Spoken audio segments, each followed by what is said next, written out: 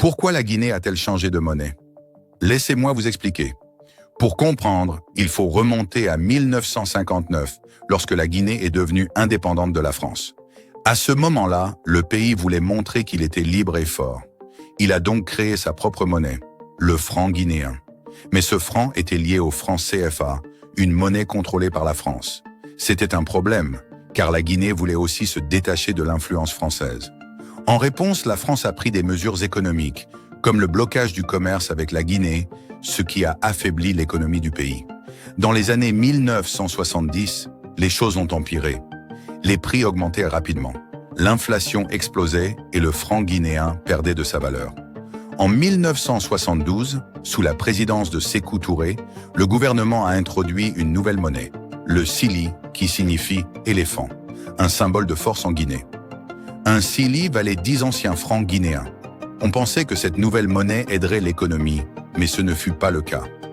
La Guinée était isolée après avoir rompu avec la France et s'être tournée vers l'URSS et la Chine. Mais cette aide n'a pas suffi à stabiliser l'économie. Il y avait aussi des problèmes internes. Le gouvernement dépensait trop, souvent pour des projets mal planifiés ou pour financer des fêtes nationales. La Banque centrale imprimait trop de billets. Résultat, le cili perdait sa valeur et la population perdait confiance en la monnaie. En janvier 1986, après que le cili ait perdu près de 92% de sa valeur, le nouveau gouvernement, arrivé au pouvoir après la mort de Sékou Touré en 1984, a décidé de revenir au franc guinéen. Ce retour s'est fait dans un contexte de crise économique et de changement politique, avec un régime militaire dirigé par Lansana Conté.